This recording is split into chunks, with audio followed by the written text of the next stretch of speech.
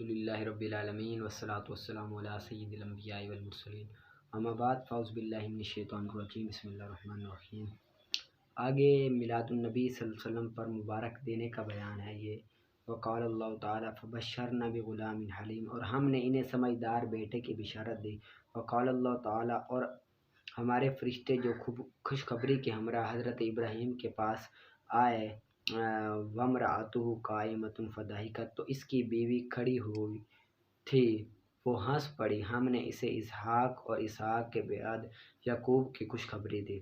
فنادتہ الملائکہ، تو ارشاد باری تعالیٰ، تو فرشتوں نے اسے پکارا، اور اس وقت محراب میں کھڑے ہو کر نماز پڑھ رہا تھا کہ بے شک اللہ تعالیٰ تمہیں یحییٰ کی خوشخبری دیتا ہے۔ ارشاد باری تعالیٰ، اذ قالت الملائکہ، جب فرشتوں نے کہا اے مریم، اللہ تعالیٰ تمہیں اپنی طرف سے آنے والے کلمے کی خوشخبری دیتا ہے جس کا نام مسیح ہوگا۔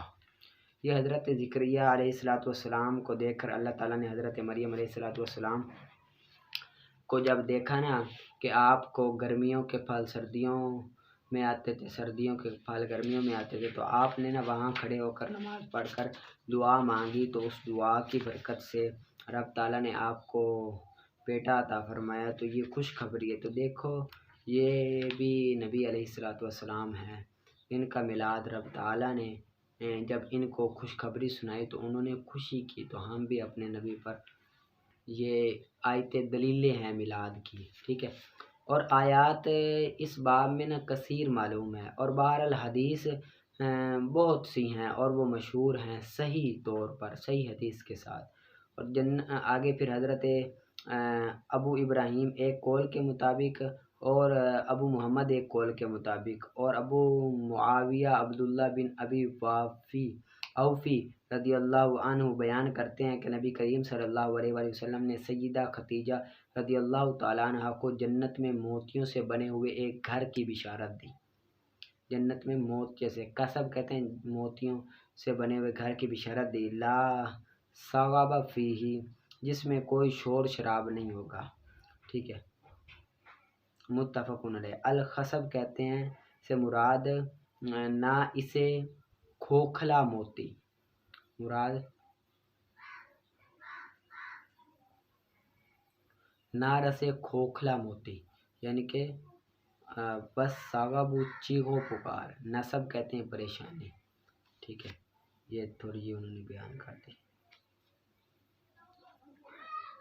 اگلی حدیث پاک جو ہے وہ بڑی ہے، تھوڑی سی آج پڑھ لیتے ہیں پھر کل پڑھ لیں گے، ٹھیک ہے۔ آگے حضرت ابو موسیٰ اشعری رضی اللہ تعالیٰ عنہ بیان کرتے ہیں کہ انہوں نے اپنے گھر میں وضو کیا، پھر باہر نکلے اور بولے آج میں نبی اکرم صلی اللہ علیہ وآلہ وسلم کے ساتھ رہوں گا، آج کا دن میں آپ کے ساتھ گزاروں گا۔ پھر وہ مسجد میں آئے اور نبی اکرم صلی اللہ علیہ وآلہ وسلم کے بارے میں دریافت کیا، تو لوگوں نے بتایا آپ اس طرف تشریف لے گئے۔ حضرت ابو موسیٰ بیان کرتے ہیں میں آپ کے پیچھے چل دیا کہ آپ کو ڈھونڈوں، آپ کے پیچھے چلا کہ آپ کو ڈھونڈوں۔ نبی اکرم صلی اللہ علیہ وآلہ وسلم بیر ریس میں تشریف لے گئے، یعنی کہ ایک باغ تھا، باغ میں تشریف لے گئے۔ میں اس کے دروازے پر بیٹھ گیا۔ جب نبی اکرم صلی اللہ علیہ وسلم نے اپنی حاجت مکمل کر لی تو آپ بیر عریس کے ایک کنارے پر تشریف فرما ہوئے، آپ اس کے منڈیر پر بیٹھے گئے، اس کے منڈیر پر بیٹھ گئے۔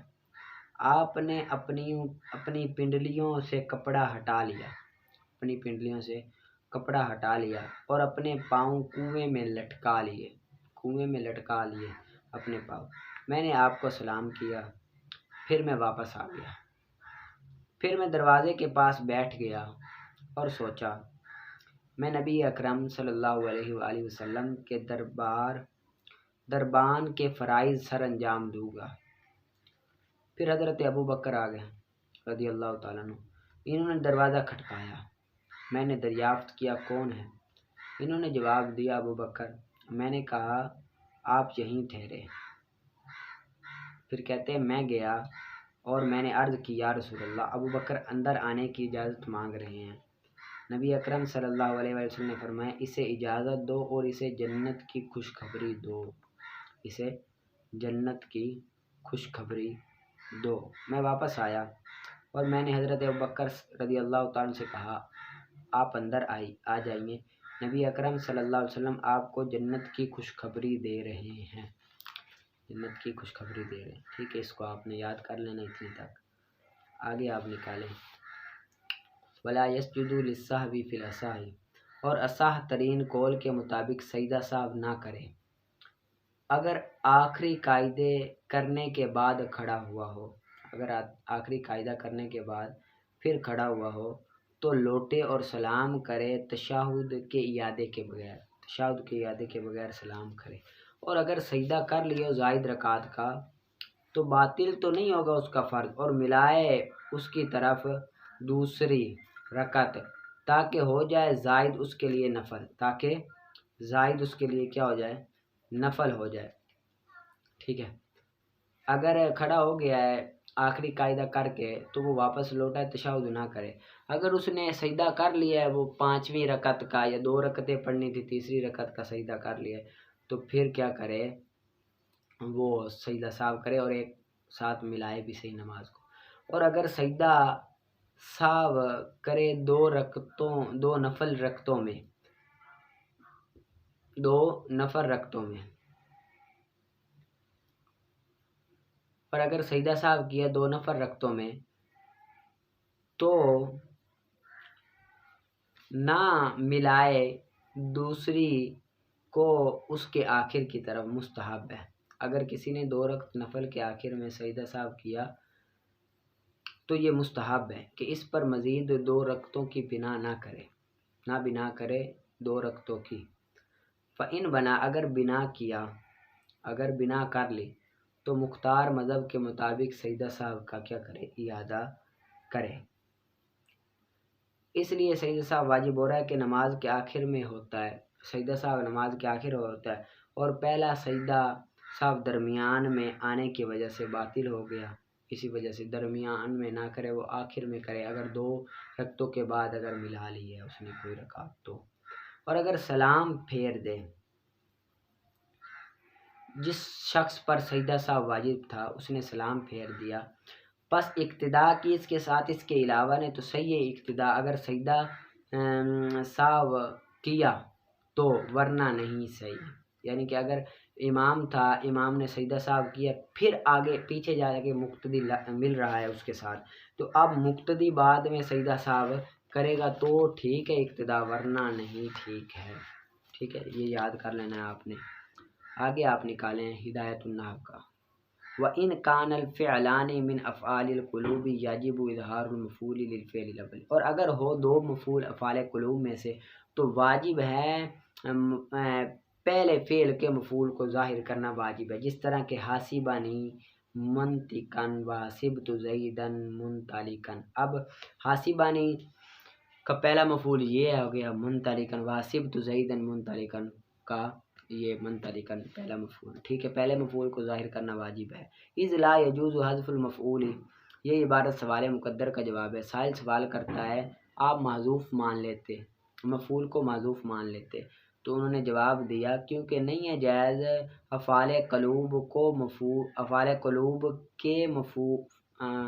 کے مفعول کو محذوف ماننا جائز نہیں ہے، اسی وجہ سے ہم نے کہا کہ ظاہر کرنا واجب ہے۔ آگے یہ عبارت سوال کا جواب ہے۔ سائل سوال کرتا ہے چلو ضمیر لے آتے، ضمیر نکال دیتے، تو اس کا جواب یہ ہے کہ اضمار القبل ذکر کی خرابی لازم آتی ہے، اضمار قبل ذکر کی خرابی لازم آتی، کیوں؟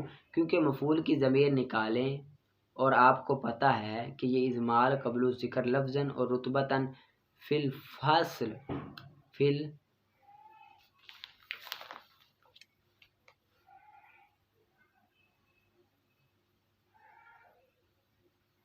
الفصل لازم آئے گی جو کہ باطل ہے، اضمار قبل ذکر لفظاً اور رتبتاً ہوگی جو کہ باطل ہے۔ ٹھیک ہے، اور اضمار مفعول کی ضمیر ذکر سے پہلے یہ نکالنا یہ بصریوں کا مذہب ہے، بصریوں کا آگے مذہب بیان کر گیا کہ یہ جو مفعول کی ضمیر نکالنا ذکر سے پہلے یہ بصریوں کا مذہب ہے۔ اب سائل سوال کرتا ہے کہ بصری اور کوفیوں کے نزدیک تمام صورتوں میں دونوں مفعولوں کو عمل دینا جائز ہے، لیکن فرا نے اختلاف کیا پہلی اور تیسری صورت میں کہ دوسرے فعل کو عمل دینا ناجائز ہے، کیونکہ دو خرابیاں لازم آتی ہیں، ایک اضمار قبل ذکر اور ایک فاعل کو معذوف ماننا لازم آتا ہے۔ ٹھیک ہے، یہ خرابیاں آتی ہے، اور یہ خرابیاں ایسی ہے کہ بصری اور کوفی بھی ان خرابیوں کو مانتے ہیں، لیکن وجہ کیا ہے پھر بھی عمل دے دیتے ہیں۔ ان خرابیوں کو مانتے ہیں بصری بھی کوفی بھی، لیکن پھر بھی عمل دے دیتے ہیں۔ تو اس کا جواب یہ ہے کہ قاعدہ ہے اضمار القبل ذکر ہے، اسے کہتے ہیں کہ ضمیر سے پہلے مرجع ہو، ضمیر سے پہلے مرجع ہو، بعد میں ضمیر ہو لیکن مرجع پہلے ہو۔ اضمار القبل ذکر کسے کہتے ہیں؟ ضمیر پہلے ہو مرجع بعد میں ہو، یا ضمیر تو ہو لیکن مرجع ہو ہی نہ، اسے اضمار قبل ذکر کہتے ہیں۔ اضمار قبل ذکر کسے کہتے ہیں؟ کہ ضمیر پہلے ہو مرجع بعد میں ہو، یا ضمیر تو ہو مرجع ہو ہی نہ۔ ٹھیک ہے، پھر آگے اضمار قبل ذکر کی دو قسمیں، ایک لفظاً ایک رتبتاً، ایک لفظاً ایک رتبتاً۔ لفظاً کہتے ہیں کہ وہ جس میں ضمیر پہلے ہو مرجع بعد میں ہو، مرجع بعد میں ہو اور مرجع اپنے مقام پر ہو لیکن ضمیر اپنے مقام پر نہ ہو۔ لفظاً کسے کہتے ہیں؟ ضمیر پہلے ہو مرجع بعد میں ہو، مرجع اپنے مقام پر ہو ضمیر اپنے مقام پر نہ ہو۔ لفظاً و رتبتاً وہ ہے جس میں ضمیر پہلے ہو مرجع بعد میں ہو اور یہ دونوں اپنے مقام پر ہو۔ لفظاً و رتبتاً ضمیر پہلے ہو مرجع بعد میں ہو اور یہ دونوں اپنے مقام پہ ہو۔ اب اضمار قبل ذکر لفظاً و رتبتاً کی دو قسمیں ہیں، ایک فی العمد ہی اور ایک فی الفصل ہی۔ فی العمد ہی وہ جس میں ضمیر فاعل کی طرف ہو، ضمیر فاعل، فی العمد ہی ضمیر فاعل کی طرف ہو، فی الفصل جس میں ضمیر مفعول کی طرف ہو، جس میں ضمیر مفعول کی طرف ہو۔ اب یہاں پر ضمیر فی العمد ہی کی پھر دو قسمیں ہیں، ضمیر فی العمد ہی کی دو قسمیں، ایک بشرط التفسیر، ایک بغیر شرط التفسیر۔ بشرط التفسیر بغیر شرط التفسیر۔ بشرط التفسیر وہ ہے جس کا مرجع آ رہا ہو، جس کا مرجع آ رہا ہو، بغیر شرط تفصیل وہ جس کا مرجع آگے نہ آ رہا۔ دوبارہ پڑھتا ہوں، سائل سوال کرتے ہیں بصری اور کوفیوں کے نزدیک تمام صورتوں میں دونوں فعلوں کو عمل دینا جائز ہے، لیکن فرا نے اختلاف کیا پہلی اور تیسری صورت میں، وہ کہتے ہیں دوسرے فعل کو عمل دینا کیا ہے؟ ناجائز ہیں، لیکن انہوں نے خرابیاں دو اضمار قبل ذکر کی اور دوسری کون سی بیان کی کہ فاعل کو معذوف ماننا ناجائز ہے۔ لیکن بصری اور کوفی دونوں ان خرابیوں کو مانتے لیکن پھر بھی وجہ کیا، پھر بھی وہ عمل دے دیتے ہیں۔ تو جواب سے پہلے ایک قاعدہ کہ اضمار قبل ذکر کہتے ہیں کہ پہلے ضمیر ہو بعد میں مرجع ہو، یا ضمیر تو ہو مرجع ہو ہی نہ۔ پھر آگے اضمار قبل ذکر کی دو قسمیں، لفظاً و رتبتاً۔ لفظاً پہلے ضمیر ہو بعد میں مرجع ہو، اور ضمیر تو ہو، ضمیر اپنے مقام پر نہ ہو مرجع اپنے مقام پر ہو، مرجع اپنے مقام پر ہو ضمیر اپنے مقام پر نہ ہو۔ لفظاً و رتبتاً پہلے ضمیر ہو بعد میں مرجع ہو، ضمیر اور مرجع دونوں اپنے مقام پر ہو۔ پھر آگے لفظاً و رتبتاً کی دو قسمیں، فی العمد ہی فی الفصل ہی۔ فی العمد ہی وہ جس میں ضمیر فاعل کی طرف لوٹے، فی الفصل ہی ضمیر مفعول کی ہو، جس میں ضمیر فاعل کی ہو جس میں ضمیر مفعول کی ہو، فی الفصل۔ پھر فی العمد ہی کی دو قسمیں، بشرط تفصیل بغیر شرط تفصیل۔ بشرط تفصیل وہ ہے جس کا مرجع آ رہا ہو، بغیر شرط تفصیل جس کا مرجع آگے نہ آ رہا ہو۔ بشرط تفصیل وہ جس کا مرجع آگے آ رہا ہو، بغیر شرط تفصیل وہ جس کا مرجع آگے نہ آ رہا ہو۔ اب جواب یہ ہے کہ اضمار قبل ذکر لفظاً و رتبتاً فی العمد ہی بشرط تفصیل، یہ صورت بصریوں اور کوفیوں کے نزدیک جائز ہے۔ اضمار قبل ذکر لفظاً و رتبتاً فی العمد ہی بشرط تفصیل، یہ صورت بصریوں اور کوفیوں کے نزدیک جائز ہے، اور پہلے صورت میں یہی مراد ہے، لہذا جب یہ جائز ہے ایسے اضمار تو یہ عمل دیتے ہیں، اسے اضمار کو، اسی ضمیروں کو یہ عمل دیتے ہیں، جبکہ فرا کے نزدیک مطلقاً اضمار قبل ذکر جائز ہے، لہذا وہ عمل دیتے ہی نہیں ہیں۔ ٹھیک ہے، اسی وجہ سے یہ عمل ہے۔ اب ترجمہ کرتے ہیں، یہ مذہب بصریوں کا ہے، بہرحال اگر تو عمل دے پہلے فعل کو کوفیوں کے مذہب پر تو دیکھ اگر ہو فعل ثانی تقاضا کر رہا ہو فاعل کا تو ضمیر نکال فاعل کی دوسرے فعل میں، جس طرح کہ تو کہے گا متوافقین میں، یعنی کہ دونوں فاعل کا تقاضا کرے، ضربنی و اکرمنی زید۔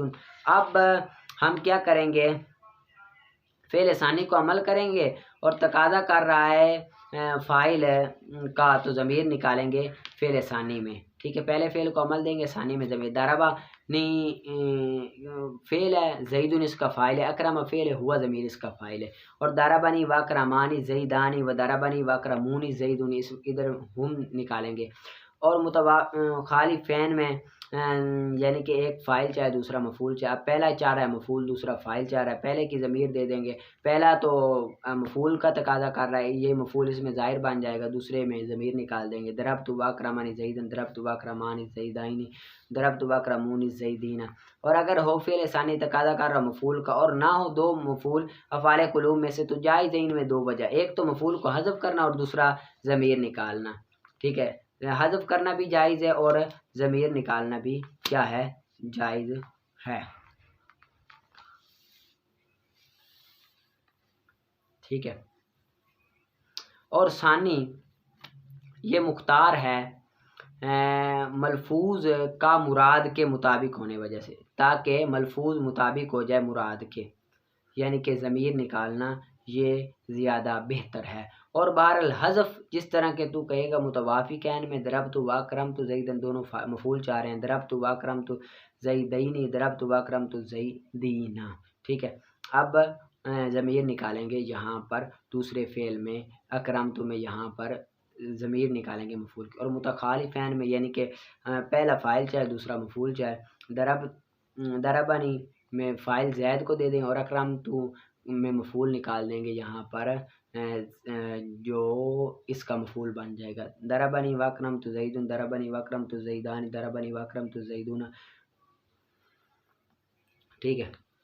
اور بہرحال ضمیر نکالنے کی جس طرح مثال، پہلے تو تھا معذوف نکالنا، یعنی کہ معذوف مان لیں گے زید کو، بہرحال ضمیر نکالنے کی مثال جس طرح کہ تو کہے گا متوافقین ضربت و اکرمت ہو زیدن، اب یہاں پر ہو ضمیر نکالی معذوف جو کہ مفعول بنے گی، ضربت و اکرمت ہما زیدین ہما ضمیر مفعول بنے گی، ضربت و اکرمت ہم زیدین دینا یہ ہم ضمیر مفعول بنے گی۔ متخالفین میں ضربنی و اکرمتہ زیدن ضربنی و اکرمتہم الزیدان و ضربنی و اکرمتہم الزیدون، ٹھیک ہے، یہ اتنا ہے، اس کو آپ نے اچھی طرح سے یاد کرنا ہے اور محنت کر کے یاد کر کے لانا ہے، ٹھیک ہے۔ عبارت ترکیب نکالیں، ہر چیز کو اچھی طرح سے پڑھیں، ٹھیک ہے، پڑھا سنا قبول فرمائے۔